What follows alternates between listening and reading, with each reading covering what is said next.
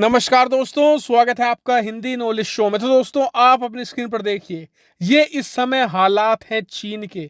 इतनी भयानक गर्मी है और इतनी जबरदस्त हीट वेव चल रही है कि इसकी वजह से बहुत सारे लोग अब तक मारे भी जा चुके हैं। लोग बर्फ की सिल्लियों का इस्तेमाल कर रहे हैं खुद को ठंडा रखने के लिए। इतनी ज्यादा बुरी हालत है और बात यहीं तक सीमित नहीं है।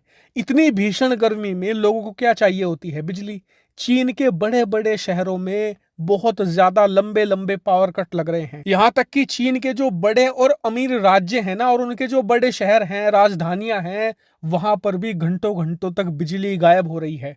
इतना ही नहीं, चीन के जो बड़े इंडस्ट्रियल पावर हाउस शहर हैं, जहां पर चीन के दूर दराज के गांव से, कस्बों से, यहाँ तक कि छोटे छोटे शहरों से लाखों लोग काम करने आते हैं, जहां पर लोग छोटे छोटे कमरों में रहने को मजबूर होते हैं, वहां पर बिजली 8-8 घंटे गायब है। और आप सोचिए, इतनी भीषण गर्मी में जब बिजली ना हो तो उन लोगों का कितना ज्यादा बुरा हाल होगा। और बात सिर्फ गर्मी की नहीं है, चीन के अंदर इस साल भुखमरी फैलने की भी पूरी संभावना है। क्यों? क्योंकि इस समय चीन के अंदर इतना भीषण सूखा पड़ चुका है कि चीन की जो यांगसे रिवर है ना, जिस तरीके से भारत में यमुना है, बस उसी तरीके से चीन के अंदर यांगसे रिवर है। कहते हैं कि ये कभी नहीं सूखती, उल्टा इसमें तो जबरदस्त बाढ़ आती रहती है हर 3-4 महीनों के बाद। आप जानकर हैरान होंगे कि ये नदी भी अब सूख चुकी है।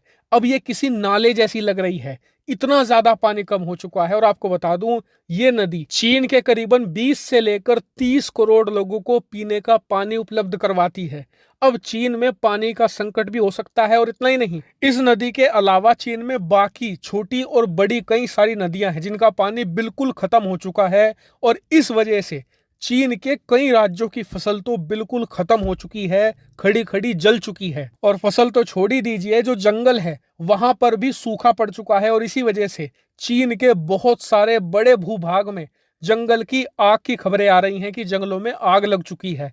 ये स्थिति है चाइना की। और आपको ये भी बता दूं कि चीन में एक समस्या से दूसरी समस्या खड़ी होती जा रही है। जैसे कि नदियों में पानी कम हुआ, इस वजह से पीने के पानी की समस्या हुई, साथ ही सिंचाई की समस्या हुई। लेकिन तीसरी समस्या ये हो गई कि डैम, जो बांध हैं, उनका पानी भी कम हो रहा है, जिस वजह से बिजली की कमी हो रही है। और इसी वजह से चीन के बड़े बड़े शहरों में पावर कट देखे जा रहे हैं। इसके अलावा बिजली की कमी का एक कारण यह भी है कि चीन ने अब से कुछ महीने पहले ऑस्ट्रेलिया से दुश्मनी मोल ले ली थी और वहां से कोयला मंगाना बंद कर दिया था। लेकिन उस कोयले की भरपाई अभी तक ये लोग डैम से बिजली बनाकर कर रहे थे। लेकिन अब डैम में भी पानी कम होता जा रहा है और इसीलिए पूरे के पूरे चाइना में बिजली की लगातार कमी देखी जा रही है। और आपको बता दूं कि ये स्थिति सिर्फ चीन में नहीं है, पूरा यूरोप भी इस समय सूखे की मार झेल रहा है। अब से 15 दिन पहले मैंने आपको बताया था कि यूरोप की सबसे प्रसिद्ध नदी, जिसे राइन नदी कहा जाता है,